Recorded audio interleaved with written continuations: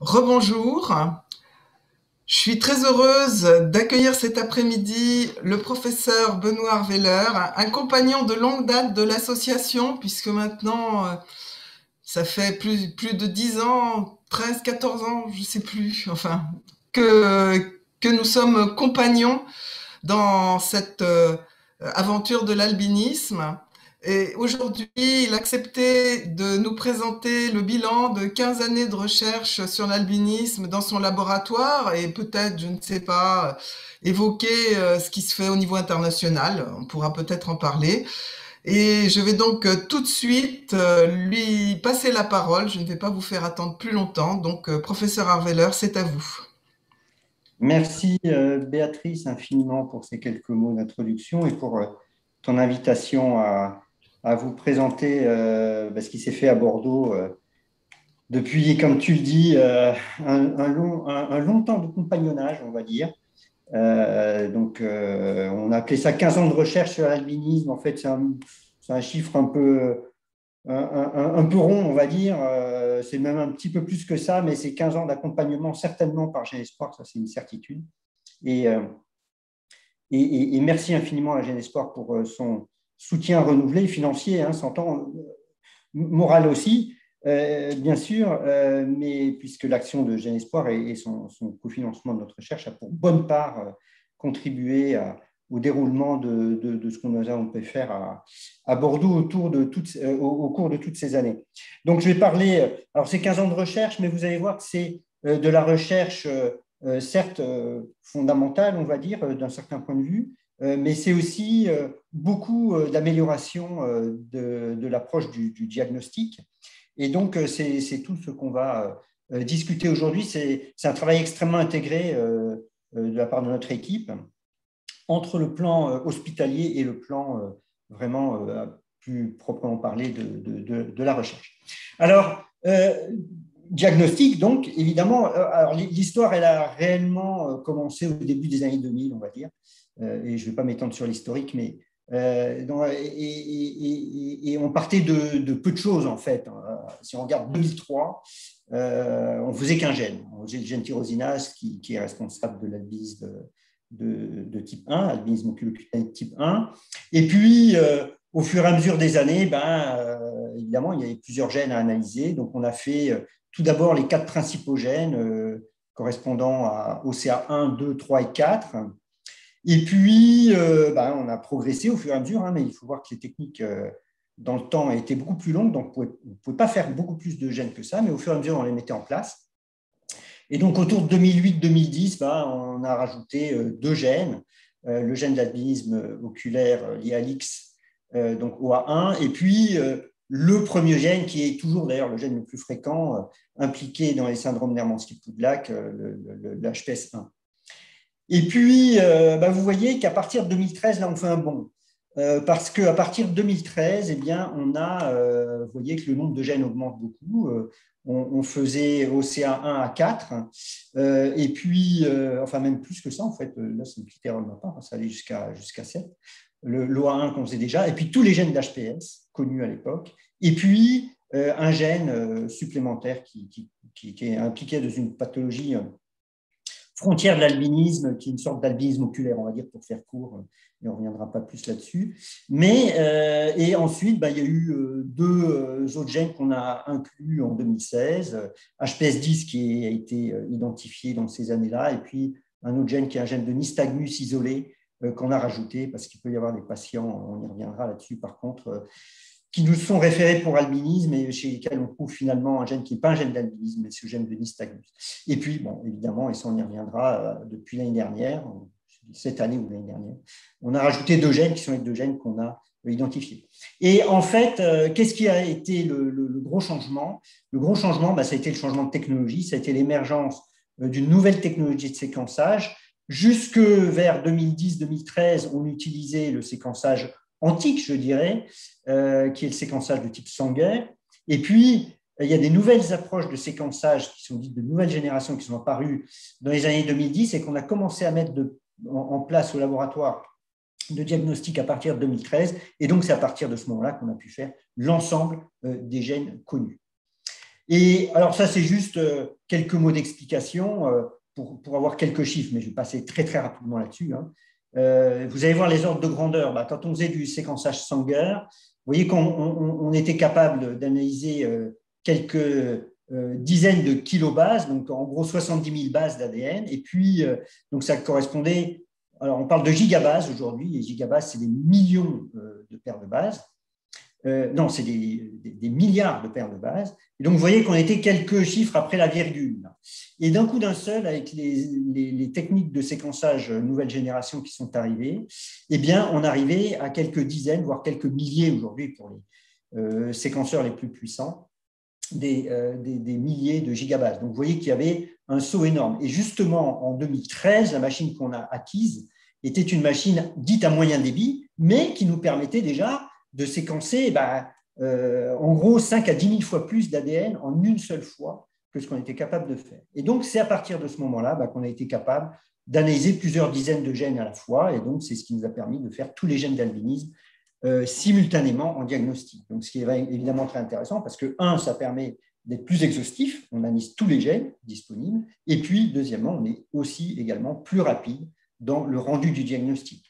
De souvent 1 à 2 ans avec la technique ancienne, on arrive plutôt aujourd'hui à quelques mois dans les meilleurs des cas. Bon, et puis, il y a des séquenceurs aujourd'hui qui sont à très haut débit, qui permettent de séquencer des génomes entiers, évidemment. C'est des choses dont vous avez entendu parler certainement. Mais donc, le séquenceur qui nous intéresse ici, c'est celui-là. Et donc, ça a été vraiment un élément clé. Et ça s'est aussi traduit, par l'action de Gènes Espoir qui faisait des campagnes d'information auprès des membres de l'association, évidemment. Et vous voyez que le nombre de patients qu'on analyse par année a énormément augmenté. Hein. Avant 2010, on était autour de quelques dizaines, vous voyez, 30, 45, et puis ça a augmenté singulièrement, et notamment à partir de 2013, vous voyez, 2014, 2015, eh bien, on a atteint une centaine de patients, et puis on a atteint une sorte de vitesse de croisière en 2017, 18, 19, on avait toujours autour de 270, et vraiment, c'est des chiffres, hein, donc c'est bizarre que ce soit à l'unité près, on va dire, le même type de chiffre, mais c'est la réalité. Donc, 270, en gros, nouveaux patients qui étaient analysés chaque année. Alors, évidemment, en 2020, avec les confinements, il y a eu moins de consultations, et donc on a rebaissé un peu. Mais nul doute qu'on va toujours être autour, je pense, maintenant, des 250, 270, quelque chose comme ça.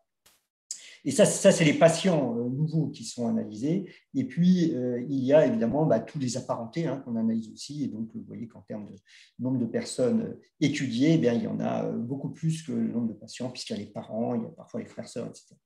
Donc, voilà, ça c'est les chiffres d'augmentation d'activité par année. Et puis, au fur et à mesure, vous voyez, on a assemblé toute une large cohorte de patients. Donc, on a plus de 1700 patients qui sont actuellement analysés ou en cours d'analyse. Hein. Et là, je vous présente les résultats sur 1681, je crois. Moi, je ne vois pas, j'ai mon écran qui est masqué par le bandeau de l'application Zoom, donc je ne vois plus, mais je crois que c'est 1681. Enfin, bref. Et donc, vous voyez qu'on analyse systématiquement chez ces patients les 20 gènes d'albinisme connus, plus un certain nombre d'autres gènes. On y reviendra un peu après. Et avec l'analyse de ces 20 gènes, chez ces patients, 71%, j'ai arrondi les chiffres, mais c'est à peu près ça, 71% ont un diagnostic moléculaire, c'est-à-dire qu'on trouve les 2 variants qui sont responsables de la pathologie. Mais donc, ça veut dire que chez 29%, on n'a pas le diagnostic, parce que chez 13%, on a un seul variant, alors qu'on en attend 2, sauf dans les formes liées à l'X, mais généralement, on attend 2 variants, donc on a 13%, on n'en a qu'un. Et puis, pour 16% des patients, on n'a aucun variant dont on estime qu'il est responsable de la pathologie chez les patients. Donc, vous voyez qu'on a 29% qui restent sans diagnostic, et donc, autant vous dire que ça, c'est ce qui constitue une grande part de l'objet de nos recherches actuelles et futures, donc, sur lesquelles je reviendrai tout à l'heure. Et puis, donc je vais venir sur les chiffres qui sont à gauche ici, mais vous savez qu'il y a des formes d'albinisme oculocutané, qu'il y a des formes d'albinisme oculaire, et puis qu'il y a des formes d'albinisme syndromique, dont le syndrome d'Hermansky-Pudlak, dont on a déjà parlé, et qui prises tout ensemble, ces formes syndromiques représentent quand même une part non négligeable, hein, c'est 7% à peu près des patients qui ont un diagnostic et chez lesquels on a trouvé qu'il y avait une forme syndromique. Donc, on reviendra là-dessus également. Et puis, il y a des patients chez qui on pensait que c'était un albinisme. Bah, finalement, non, l'analyse moléculaire nous montre que c'est un gène, pas d'albinisme, mais un autre gène, c'est ce qu'on appelle les diagnostics différentiels. Donc, je passe à la dia suivante sur laquelle je mets en rouge un certain nombre de chiffres qui correspondent aux formes d'albinisme les plus fréquentes. Donc, vous avez ici, en tout début, les OCA qui sont les formes d'albinisme oculo-cutané. Ici, vous avez OA et je mettrai le FONDA, qui sont les formes d'albinisme oculaire. Et puis ensuite, vous avez toutes les formes d'albinisme syndromique, donc Hermansky-Pudlak et Shediac-Higashi également. Et puis, il y a quelques autres gènes qui sont indiqués ici, sur lesquels on reviendra pour certains plus tard, mais je ne vais pas me pesantir là-dessus. Et vous voyez que l'OCA1, les variants du gène tyrosinase, c'est à peu près 40% des patients.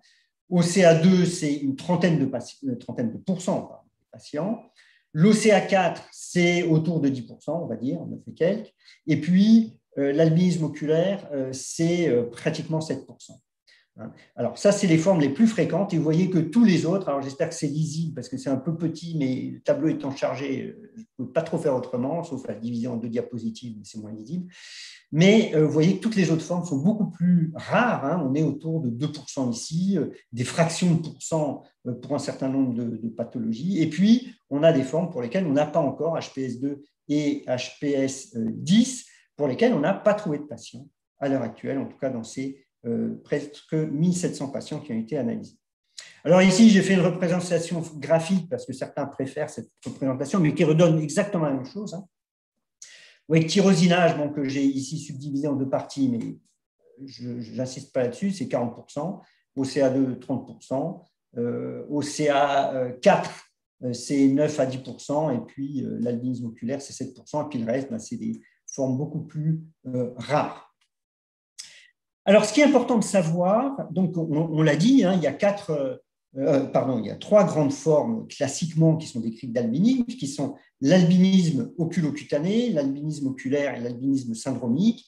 Et en fait, si on fait 3 cercles avec chaque fois les patients qui sont attribués à ces classes parce qu'on a trouvé des variants soit dans les gènes OCA1 à 8, soit dans les gènes d'albinisme oculaire, soit dans les gènes des formes syndromiques, eh bien, on voit en fait que si on regarde d'un point de vue clinique, la présentation clinique des patients, eh bien, il y a un fort chevauchement entre les 3 classes. Et ça, c'est important à garder à l'esprit. Et qu'est-ce qu'on observe, par exemple? Eh bien, on observe que vous avez des patients chez lesquels, cliniquement, on pense qu'ils ont un albinisme oculaire, parce qu'ils ont une pigmentation qui est voire totalement normale, voire quasiment normale, et dont on pense que ça va être un albinisme oculaire, on va trouver un albinisme oculocutané, enfin des variants dans un des gènes d'albinisme oculocutané. Mais ça va même plus loin. Vous avez des patients qui semblent avoir des formes simples, parce qu'il n'y a pas encore eu l'apparition des troubles liés avec le syndrome d'Hermansky-Pudlak, par exemple, avec les anomalies de la coagulation, donc les saignements faciles, les ecchymoses faciles, etc. Sans parler des complications plus graves qui peuvent apparaître au niveau gastro-entérologique et pulmonaire, mais notamment chez les jeunes, parfois on peut passer à côté, mais même jusque dans les 20-30 ans, on peut passer à côté d'une forme syndromique et on pense que c'est une forme simple, et puis finalement, quand on fait le diagnostic moléculaire, on trouve que c'est une forme syndromique. Donc il y a un fort chevauchement phénotypique, et c'est pour cette raison que nous, on préfère maintenant parler d'albinisme d'une manière générale et de manière générique, je dirais, plutôt que parler, notamment sur le plan clinique, que de parler d'albinisme oculocutané, oculaire ou syndromique. Et de fait, notamment quand on a des patients qui nous sont adressés avec un phénotype qui est décrit comme un phénotype oculaire, parfois même décrit de purement oculaire par certains cliniciens, alors on nous demande d'ailleurs parfois rechercher tout d'abord des variants dans le gène OA1 ou dans le gène OCA2, chez lesquels on sait qu'il y a un peu plus de pigmentation que chez les OCA1, par exemple. Mais en fait, quand on fait le diagnostic, on va trouver que certes, un certain nombre ont un variant dans le gène d'albinisme oculaire pur.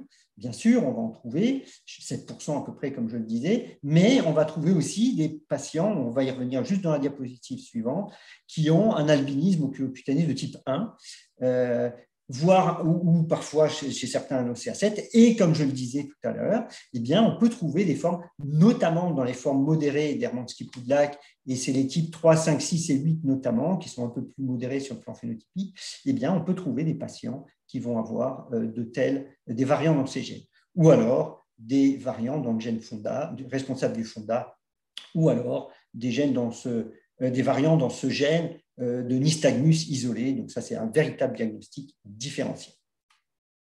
Alors, pour illustrer ce propos de l'histoire des patients qui nous sont référés avec un albinisme oculaire, a priori, bien sûr, un exemple très illustratif et assez caricatural, je dirais, finalement, c'est ce que l'on peut trouver, et c'est le spectre phénotypique ou clinique des patients qui ont finalement un albinisme oculocutané de type 1, donc lié au variant d'un gène qu'on appelle le gène tyrosinase. Alors, c'est un gène qui est bien connu, c'est le plus fréquent, c'est 40% des patients qui ont des variants dans ce gène. Et puis, donc, il y a plus de 450 variants pathogènes qui ont été identifiés, mais on se rend compte qu'on peut avoir chez les patients avec des variants de ce gène, des patients qui ont un phénotype soit sévère, comme on le voit ici, donc c'est ce que certains appelaient autrefois le phénotype typique des OCA1, c'est-à-dire avec une absence totale de pigmentation, mais vous avez aussi des patients avec un certain degré de pigmentation et qui vont avoir une tendance à pigmenter avec l'âge, peut-être un peu à bronzer légèrement. Et puis vous avez des patients qui ont, comme ce jeune enfant, une pigmentation, vous voyez, des cheveux, et on le voit un peu de la peau aussi, qui est très marqué, quasi normal. Et ça, en fait, on s'est rendu compte que ce phénotype très variable, il pouvait être lié aux différents types de variants qu'on avait dans le gène. Et on a des variants qui vont certes annuler complètement la fonction du gène, mais vous avez des variants dans ce gène, parmi les 450, qui vont préserver la fonction du gène, notamment, en tout cas, dans une certaine mesure. Et c'est le cas notamment pour un variant qu'on appelle le variant R402Q, qui était très débattu et très controversé dans la littérature pendant très longtemps.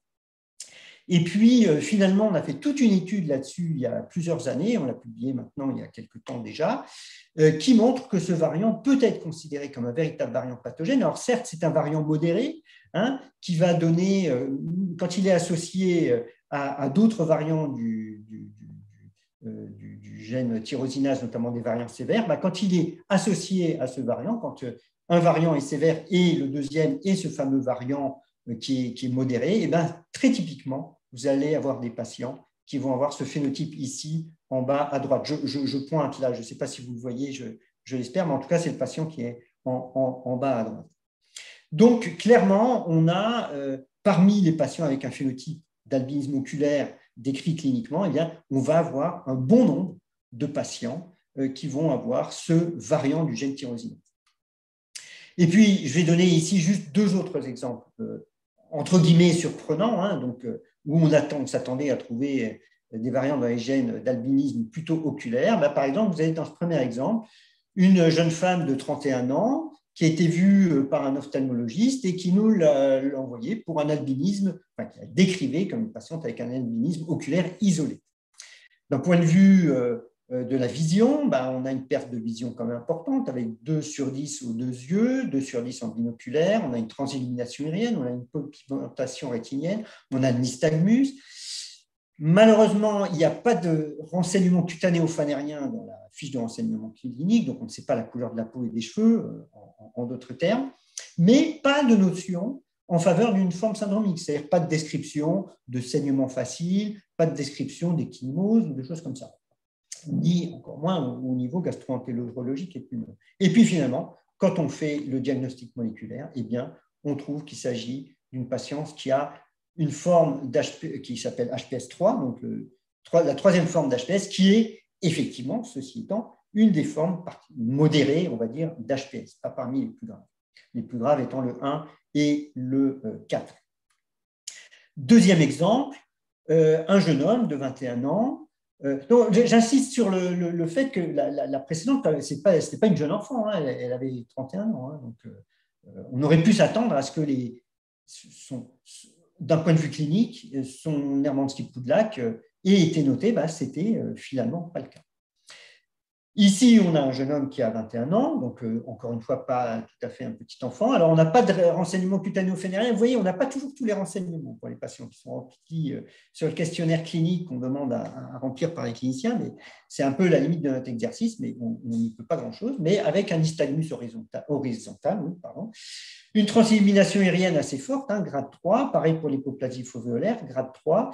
Et c'est un patient qui avait des épistaxis assez fréquents, donc des saignements du nez, des problèmes digestifs à type de dysynergie digestive. Et donc, on se posait évidemment la question d'avoir une forme d'Hermansky-Pudlak. Là, vous voyez, la surprise a une autre sens, c'est que finalement, on a trouvé que ce patient avait un albisme oculocutané de type 2, donc avec 2 variants identifiés dans le gène OCA2.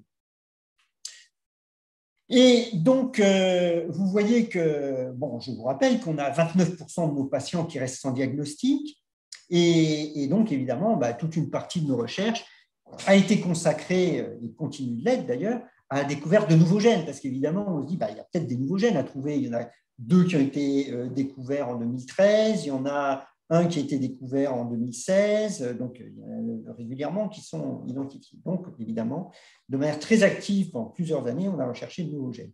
Et là, on vient de décrire l'année dernière, les 2 papiers viennent de sortir, 2 nouveaux gènes d'albinisme, donc je vais vous décrire très rapidement.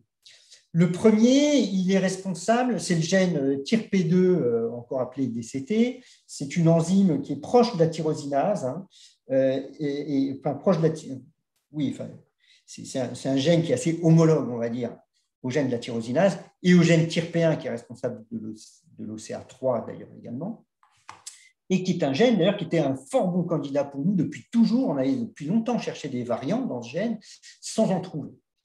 Et puis finalement, on a trouvé 2 variants, enfin, on a trouvé des variants responsables de la pathologie chez 2 patientes. Alors, vous voyez, hein, c'est que 2 patientes sur les 1700 et quelques qu'on a analysées dans notre cohorte, hein, donc c'est peu. Donc, c'est une forme vraisemblablement assez rare. Et toutes les 2, ce qui était intéressant, c'est que toutes les 2 avaient un phénotype d'albinisme oculocutané modéré. Alors, je n'en montre qu'une ici, alors c'est elle quand elle était plus petite et puis un peu plus grande. Et vous voyez que vous avez une pigmentation cutanée qui est notable, quoi, hein, des cheveux, c'est ce qu'on voit ici. Puis on voit que sur la peau aussi, c'est une peau qui est pigmentée. Donc, une hypopigmentation modérée chez les 2 patients. Une acuité visuelle qui était certes altérée, mais qui restait modérément altérée, avec 5 sur 10 sur les 2 yeux. Et puis, on avait un phénotype oculaire classique, hein, mais quand même avec une hypoplasie foveolaire de bas grade. Bon, ça, ici, c'est chez les personnes sans albinisme, on a à l'OCT, qui est un examen que certains d'entre vous ont eu. On regarde ici, et puis ce qu'on recherche, c'est la dépression foveolaire, qu'on appelle, c'est cette dépression qu'on voit ici, et qui est absente chez les patients. Alors, vous allez me dire, oui, on ne la voit pas ici. Mais en fait, si, elle est, vous voyez quand même que ce n'est pas complètement plat. Vous avez une petite dépression, je ne sais pas si vous le voyez, mais on la voit, mais elle est de bas grade. Donc, on a effectivement un phénotype oculaire qui est lui aussi relativement modéré. Et donc, alors c'était très intéressant, on avait trouvé des variants dans 2 variants expliquant chez 2 patientes le phénotype, mais évidemment, on a voulu aller plus loin, et notamment, ce qu'on a fait, c'est qu'on a essayé de reproduire le phénotype chez les souris. Et on a fait ceci en collaboration avec une équipe à Édimbourg, avec l'équipe du professeur Ian Jackson, et avec qui, en collaboration, eh bien, on a créé des modèles de la maladie, chez la souris, en altérant le génome de manière extrêmement ciblée, le génome de ces souris, en introduisant 2 des variants qu'on avait identifiés chez nos patientes. Et ici, on a sur la gauche ce qu'on appelle le wild type, c'est-à-dire le sauvage, donc c'est la souris qui est pigmentée, hein, qui est marron, pas tout à fait noir, mais marron foncé. Et puis, vous voyez ici, alors j'espère que vous voyez, que les deux variants qu'on a fait, puis on se trouve qu'on a produit une délétion du gène aussi, mais les 3 souris modèles qu'on a pu réaliser avaient effectivement une hypopigmentation, puisqu'elles sont plutôt dans le marron plus clair. Donc, hypopigmentation modérée, là encore, comme chez les patients, chez les souris.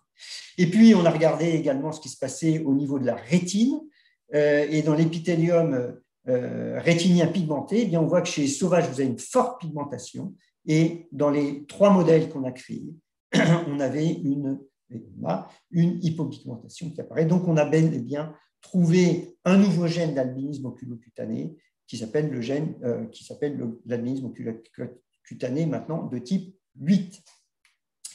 Et puis, on a également trouvé un nouveau gène d'Hermansky-Pudlak, donc c'est le gène HPS, qui est responsable de l'HPS 11, puisqu'on avait 10 de décrits jusque-là.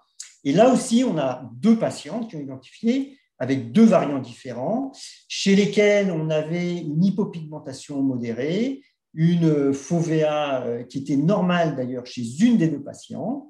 Et puis, on avait certes un phénotype d'HPS qui était décrit chez une des patientes, qu'on avait d'ailleurs analysé, on n'avait trouvé aucun variant dans les gènes d'HPS chez elle, mais chez une des patientes, eh bien, on n'avait pas du tout de phénotype décrit, a priori d'ailleurs, d'HPS. Donc, pas de saignement décrit dans le questionnaire clinique. Bon, bref. Et puis, quand même, donc, on a trouvé ces variants dans ce nouveau gène d'HPS qui s'appelle BLOC1S5. Et donc, on s'est dit, quand même, on va aller regarder qu'est-ce qui se passe au niveau des plaquettes, puisque vous savez qu'il y a des anomalies de la coagulation. Donc, il y a des tests plaquettaires qu'on peut faire, je ne rentre pas dans le détail. On fait donc ces tests plaquettaires de sécrétion d'une part, et puis on recherche, il y a des granules qu'on peut rechercher qui sont importantes justement pour la sécrétion plaquettaire, qu'on peut rechercher par microscopie électronique dans les plaquettes. C'est ce qui a été fait, c'est ce qui est montré ici. Vous voyez des plaquettes contrôle où il y a des grains sombres qui sont indiqués dedans. Alors, ils sont montrés par des flèches ici, j'espère que vous le voyez, des flèches blanches qui montrent des grains foncés. Et puis, chez les 2 patientes, eh bien, vous voyez ici, la patiente 1, on voit une hypopigmentation modérée, eh bien, vous avez une absence complète de granules denses. Et puis, chez la deuxième, eh bien, pareil, dans les plaquettes, on ne trouve rien. Alors ça, il se trouve que ça, c'est une granule. Alors, ça veut dire qu'il reste quelques granules fonctionnelles dans les plaquettes, mais il y a clairement une anomalie plaquettaire. Et donc ça signait pour nous assez clairement, en tout cas, ça allait dans le bon sens pour nous dire oui, on avait bien trouvé un nouveau gène d'HPS. Alors, on a fait une collaboration là aussi, et je le dis parce que c'est pour vous montrer que c'est important de collaborer avec d'autres équipes au niveau international, parce qu'il y a des choses qu'on ne sait pas faire et il faut savoir aller collaborer avec des gens qui ont les technologies. On avait besoin de trouver de nouveaux arguments au niveau cellulaire dans les cellules modèles, et nous, on n'avait pas ces cellules modèles, et donc on s'est rapproché de l'équipe du professeur Mickey Marks à Philadelphie, et donc on a fait des analyses fonctionnelles dans les modèles cellulaires qui sont indiqués ici. Je ne vais absolument pas les détailler parce que ce serait un peu compliqué, mais vous voyez, ça fait des très jolies images par contre, mais ceci pour dire qu'effectivement, ces analyses fonctionnelles allaient dans le sens que l'on recherchait pour montrer que les variants qu'on a trouvés dans ce gène avaient un phénotype au niveau des cellules et que donc on avait bel et bien un nouveau gène d'Hermansky-Pudlak. Alors, je veux maintenant venir sur les hypothèses qui sont devant nous et qui dictent un peu nos axes de recherche actuels et donc pour les prochaines années. Donc, je reviens sur ce chiffre important qui est que certes, on a 70% de diagnostic, mais qu'il nous reste 30% pour les 2 patients pour lesquels on n'a pas de diagnostic. Et donc, une bonne partie de nos recherches continue à être d'améliorer ce niveau de diagnostic positif chez les patients. Alors, il y a plusieurs choses qui peuvent se passer. Certes, on analyse les 20 gènes de la manière la plus complète possible, mais en fait, ce qu'on sait très bien, c'est qu'on analyse les parties codantes des gènes. Et il y a des parties des gènes qu'on n'analyse pas parce que c'est beaucoup trop compliqué de les analyser. Et d'ailleurs, c'est parfois aussi difficile d'interpréter les variants quand on les trouve dans ces régions qu'on n'analyse pas pour l'instant, qui sont, alors je la fais courte ici, qui sont notamment des régions des gènes qui servent à réguler l'expression de ces gènes. Et ces éléments régulateurs de l'expression des gènes sont importants parce qu'on sait très bien dans d'autres pathologies, il peut y avoir des variants qui se trouvent dans ces éléments de régulation, donc qui ne sont pas à l'intérieur des gènes, hein, enfin des séquences codantes des gènes, mais qui peuvent être importants parce qu'elles peuvent être responsables, ces variants peuvent être responsables de la maladie chez les patients. Donc, on veut aller rechercher ces variants dans les éléments régulateurs. Le seul problème, c'est que ces éléments régulateurs sont extrêmement mal connus. Donc, une partie de nos recherches va être, dans un premier temps, d'identifier les éléments régulateurs des différents gènes d'albinisme pour ensuite pouvoir aller chercher des variants expliquant la pathologie chez les patients qui, aujourd'hui, demeurent sans diagnostic. Et donc, je vous indique chaque fois en dessous des différents axes de recherche les gens qui interviennent et pour vous montrer qu'on a chaque fois un certain nombre de personnes qui interviennent sur chacun de ces axes de recherche. Deuxième raison pour laquelle on peut ne pas avoir un diagnostic, c'est que dans un certain nombre de cas, on a des variants qu'on trouve dans les gènes, mais dont on est incapable, dans l'état actuel des choses, de dire s'ils sont pathogènes ou non, s'ils sont responsables de la pathologie ou au contraire, s'ils sont totalement neutres, c'est-à-dire qu'ils n'ont pas d'influence sur la fonction du gène. Et ça, on en a un certain nombre comme ça de ces variants et évidemment, ceci empêche de conclure au diagnostic et ça fait partie de ces 30% de patients qui restent sans diagnostic. Donc, on a tout un axe de recherche qui est là-dessus, c'est-à-dire qu'on est en train de mettre en place des tests fonctionnels dans des cellules modèles qu'on est en train de construire pour pouvoir tester individuellement chacun des nouveaux variants qu'on trouve et qui restent de signification inconnue, c'est-à-dire pour lesquels on cherche toujours à savoir s'ils sont responsables du phénotype ou pas. Donc, je passe très vite là-dessus, mais ça, c'est un exemple sur le gène tyrosinase, par exemple. On a ici une wild type, sauvage, pardon, qui sont des mélanocytes sauvages, vous voyez, qui sont pigmentés, on voit des grains noirs à l'intérieur qui signent la pigmentation. Et puis, ce qu'on a fait, c'est qu'on a aboli les gènes par édition du génome de ces cellules. Et vous voyez que le gène tyrosinase ici est totalement aboli. Il n'y a plus de fonction de tyrosinase, plus de pigmentation. Les brins noirs que vous avez ici, les grains noirs, pardon, sont absents. Et ici, on a testé, c'est une manip vraiment très récente, hein, mais c'est un modèle qu'on est en train de mettre en place. On a testé un variant pour voir quel effet il donnait. Effectivement, c'est un variant ici dont on peut montrer que quand on le réintroduit dans la cellule, eh bien, on ne restaure pas le phénotype, on reste toujours sans granules. Donc ça veut dire que ce variant est non fonctionnel et donc que c'est un véritable variant pathogène. On peut le rajouter à notre liste de variants qu'on peut inclure dans le diagnostic. Vous voyez qu'ici, on reste sans granulation, sans granules de pigmentation, alors que si le variant était fonctionnel, eh bien, on aurait restauré la pigmentation. On recherche toujours de nouveaux gènes. Troisième axe, c'est on continue à chercher de nouveaux gènes. Et là, on le fait maintenant par des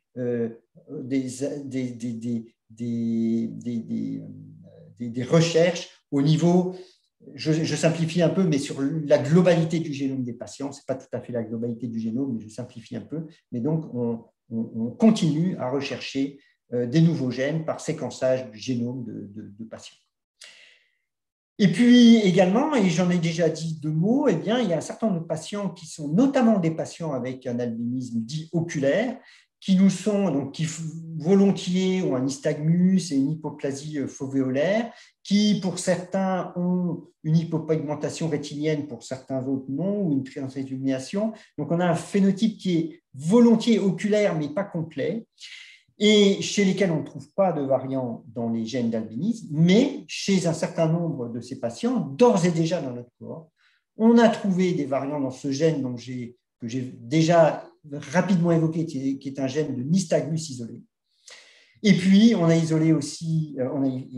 identifié des variants dans un gène qui est le gène PAX6, qui n'est pas du tout un gène d'albinisme, mais un gène pour lequel les variants volontiers induisent une hypoplasie fovéolaire. Et puis, très récemment, on a identifié un variant dans le gène CACNA1F qui est aussi un gène d'une pathologie qui est frontière. Et donc, ce n'est pas un albinisme. Ce n'étaient pas des patients qui n'avaient pas d'albinisme. Donc, on est à la recherche de ce qu'on appelle des diagnostics différentiels. Et donc là, on a tout un travail qui est en train de démarrer, en collaboration d'ailleurs avec des collègues, notamment ophtalmologistes, Samuel Defort à Lille et Isabelle Meunier à Montpellier, pour l'analyse systématique chez une centaine de patients d'une liste d'environ 80 gènes qui sont impliqués dans les pathologies essentiellement ophtalmologiques, justement pour voir quel est le pourcentage de patients qui ont des variants dans ces gènes.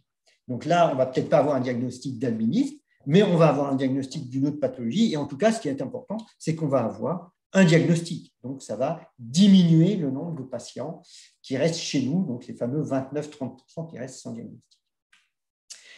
Et puis, alors là, vous voyez que tout ce que j'ai dit jusque-là, en gros, c'était améliorer le diagnostic. Donc, il y a de la recherche fondamentale aussi là-dedans, notamment sur les éléments régulateurs, et puis la recherche de nouveaux gènes. Mais il y a une autre chose qui est extrêmement, en fait, troublante dans l'albinisme, c'est que l'ensemble des gènes qui ont été identifiés dans l'albinisme, en gros, sont des gènes qui interviennent dans la mélanogénèse. Mais le grand point d'interrogation qui reste, c'est quel est le lien finalement entre anomalies de la pigmentation et les anomalies rétiniennes. Pourquoi, quand il y a des gènes d'anomalies de la pigmentation, on va avoir des anomalies au niveau de l'épithélium rétinement pigmenté qui vont aboutir au nystagmus, qui vont aboutir à l'hypoplasie foveolaire. Il y a très clairement un problème neurodéveloppemental chez les patients avec albinisme. Et ça reste un gros point d'interrogation. Il y a plusieurs équipes qui y travaillent, mais nous, maintenant, on commence à s'y intéresser aussi. On ne le faisait pas jusque-là parce qu'on était pris par d'autres objets de recherche sur l'albinisme, que j'ai décrit déjà avant. On était plus sur des choses plus, je dirais, translationnelles entre diagnostic et recherche. Mais là, on va aller vers un axe vraiment très fondamental. On va essayer d'étudier la mélanogénèse, d'une part, dans les différents modèles qu'on est en train de faire, donc dans lesquels on invalide les cellules, dans ces cellules épithéliales qui nous servent de modèle, dans lesquelles on invalide les différents gènes, notamment d'albinisme oculocutané. Et puis, on va également développer en collaboration avec le docteur Reziki Kalatsis à Montpellier des modèles d'épithélium rétinien pigmenté. On va en gros faire des cellules souches, à partir de cellules souches, les dériver en cellules du RPE, donc ce fameux épithélium rétinien pigmenté. Et elle a déjà développé un certain nombre de tests fonctionnels qui permettent de voir la fonctionnalité de cet épithélium rétinien pigmenté, donc dans ces fameuses cellules IPS. Et puis, donc là, on va pouvoir voir qu'est-ce qui se passe quand on invalide ces différents gènes d'albinisme oculocutané et éventuellement quand on réintroduit à l'intérieur des variants de différents types sur ces différents gènes et qui vont donc peut-être nous renseigner sur des différences de comportement en fonction du gène et du variant qui est introduit. Et puis, plus loin que ça, Vasiliki Kalatsis a aussi développé, à partir de ces fameuses cellules modèles qu'on va développer avec elle, des véritables organoïdes de rétine, c'est-à-dire c'est des sortes de corpuscules, des véritables petits organes qui reproduisent la rétine, avec plusieurs types cellulaires qui vont se développer autour de l'épithélium rétinien pigmenté et qui vont nous permettre de voir quelles sont les conséquences et quel est le retentissement d'anomalies au niveau du RPE sur les autres cellules qui interviennent dans la rétine et notamment d'un point de vue développemental. Donc ça, je pense que vraiment, ça va nous apporter des éléments de réponse extrêmement importants pour ce lien entre anomalie de la pigmentation et anomalie rétinienne. Alors, quelques phrases de conclusion. Pourquoi faire le diagnostic génétique? La première chose, c'est que l'accès au diagnostic est un droit, donc chaque patient a le droit d'avoir son diagnostic précis, et donc qui, dans l'albinisme, passe par l'examen moléculaire pour identifier le gène dans lequel ont lieu les mutations. De manière extrêmement importante, ça permet de distinguer les formes syndromiques des formes non syndromiques. On l'a illustré, on a des surprises, on a parfois des patients chez lesquels on ne suspecte pas une forme syndromique et en fait, on a bel et bien une forme syndromique. Et c'est important de le savoir en termes de prise en charge spécifique des de la pathologie chez ces patients en particulier. Évidemment, en termes de conseil génétique, ça permet, d'avoir le diagnostic précis. Donc, 2, ça permet évidemment par là-même d'avoir le risque de récurrence familiale. Et troisièmement, bien sûr, pour les couples qui le désirent, d'aller éventuellement vers un diagnostic prénatal si le couple le désire en fonction du contexte familial, etc. etc. Également, et ça c'est très important, et vous le voyez ici, tout ce qu'on fait là, tout ce qu'on arrive à faire en recherche, notamment parce qu'il s'agit de maladies rares, donc avoir le plus possible de patients pour lesquels on a un diagnostic génétique d'une part, mais également les patients pour lesquels on n'a pas de diagnostic, nous permet d'avancer d'autant mieux dans la meilleure connaissance de la pathologie d'un point de vue médical et d'un point de vue scientifique. Quand je dis scientifique, c'est pour progresser vers de nouveaux axes de recherche, vers progresser vers de nouvelles approches fondamentales pour essayer de mieux comprendre un certain nombre de mécanismes physiopathologiques. Très clairement, vous l'avez vu, l'albinisme correspond à un continuum phénotypique. On va de formes modérées à des formes sévères, avec des formes plus ou moins syndromiques, plus ou moins oculaires, le tout étant donc d'un continuum, et donc on préfère parler aujourd'hui d'albinisme au sens large.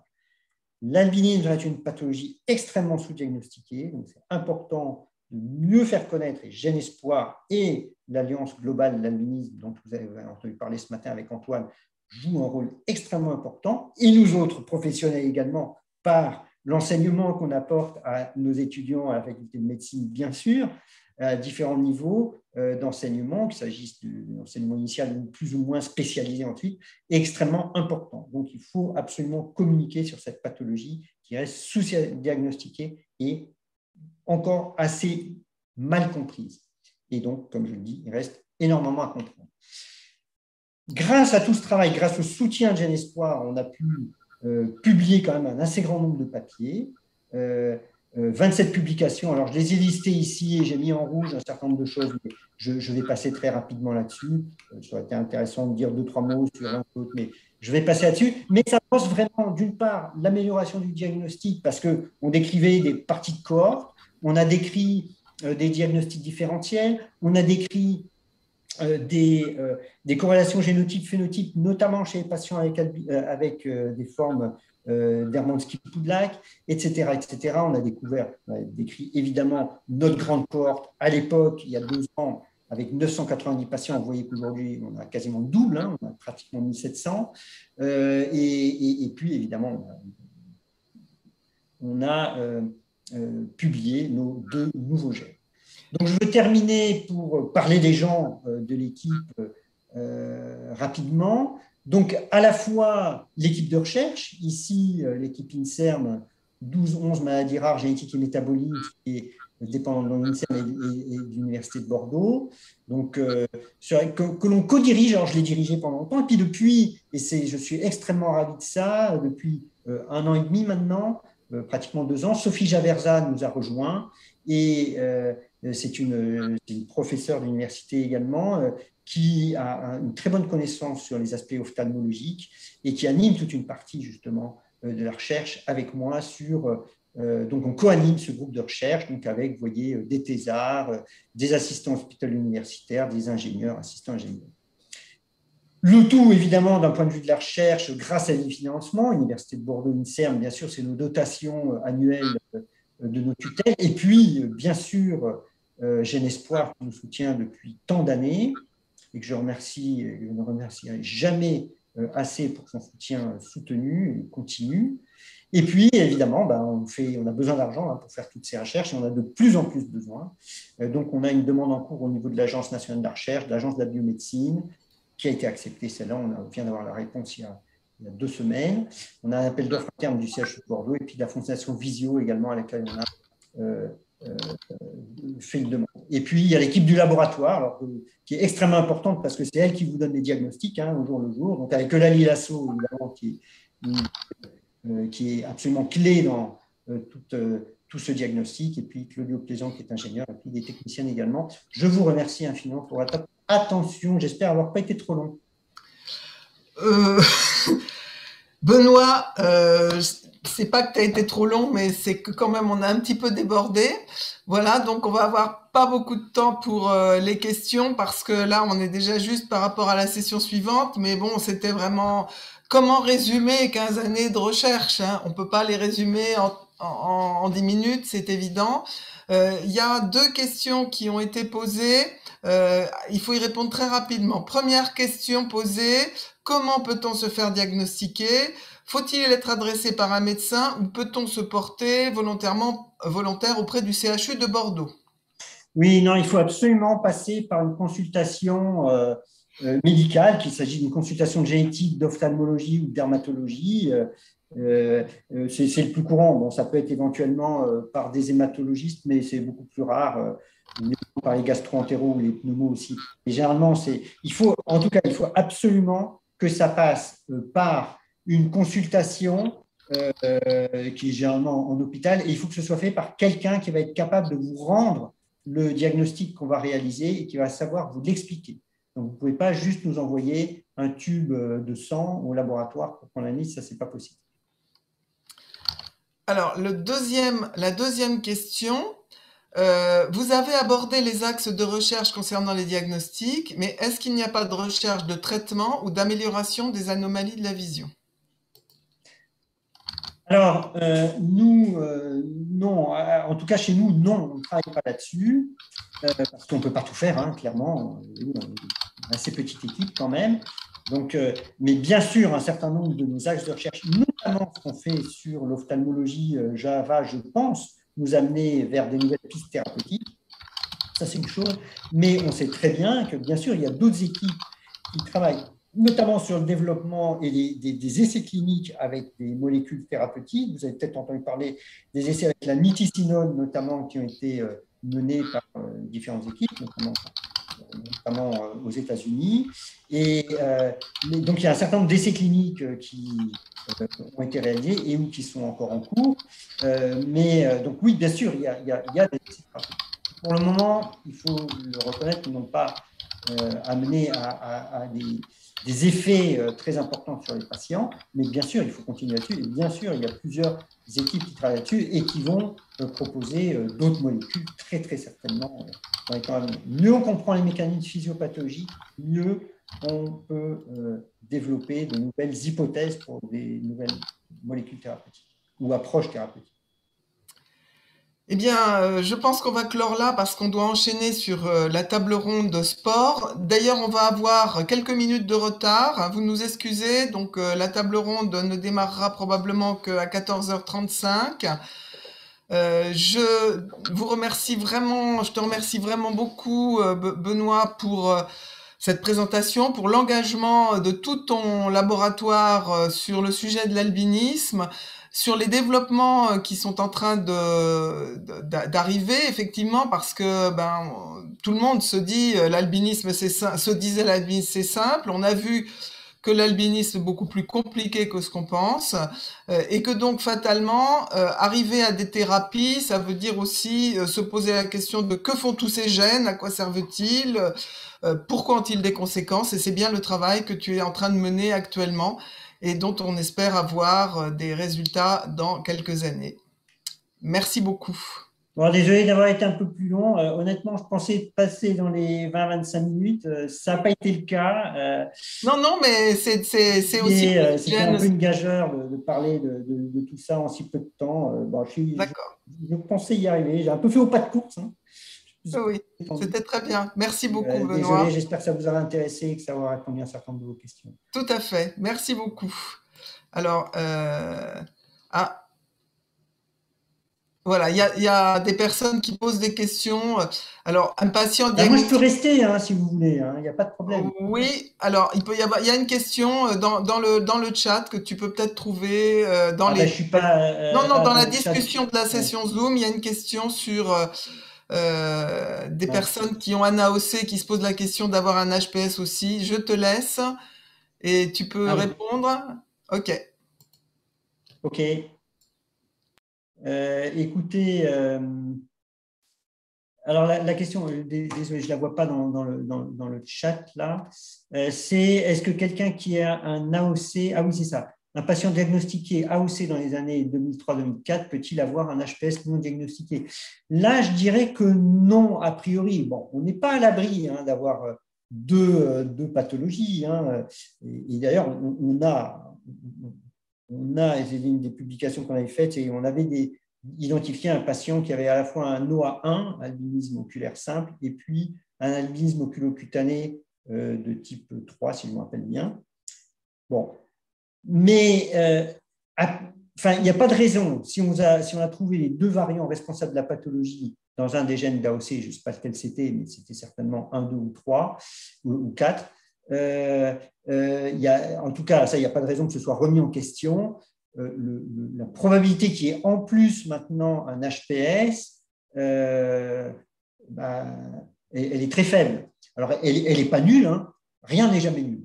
Mais a priori, la probabilité était quand même très très faible, donc je dirais que non, mais on n'est jamais à l'abri. Et si vraiment, je dis vous parce que je pense que la personne est toujours là, ou de manière plus impersonnelle, la personne, si elle désire se faire refaire un test, pourquoi pas, hein, on a aujourd'hui tous les gènes d'albinisme évidents sur un puce. Si vraiment, mais il faudrait quand même qu'il y ait des arguments cliniques forts, avec éventuellement des anomalies, des plaquettes qui étaient investiguées, etc. S'il y a ça et que ça va dans ce sens-là, bien sûr, on peut refaire le test génétique. Mais je n'encourage pas à le faire d'emblée. Je pense qu'il faut faire d'abord des investigations biologiques, notamment sur la fonction plaquettaire, avant de se relancer là-dedans. Donc, je vois que la personne me dit que c'est un AOC1. Moi, je vous conseillerais d'abord de faire des investigations plaquettaires si vous avez un doute. Primo, d'en parler avec votre ou vos médecins pour reparler de tout ça, et puis faire des investigations plaquettaires. Et ensuite, éventuellement, on ferait le diagnostic. Mais pourquoi pas, on peut le refaire, hein. On n'est jamais effectivement à l'abri.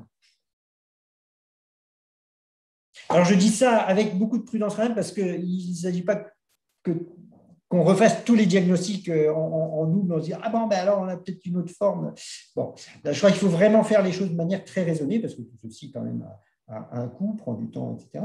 Mais je veux juste dire les choses que, oui, évidemment, s'il doit y avoir des bons arguments pour le rechercher, on le fera, évidemment. Je ne sais pas s'il y avait d'autres questions qui étaient arrivées. Non, je n'ai pas l'impression. Écoutez, s'il n'y en a pas d'autres, on va s'arrêter là. Je vous remercie infiniment pour votre attention et bonne continuation de cette belle journée de rencontre de GENESpoir.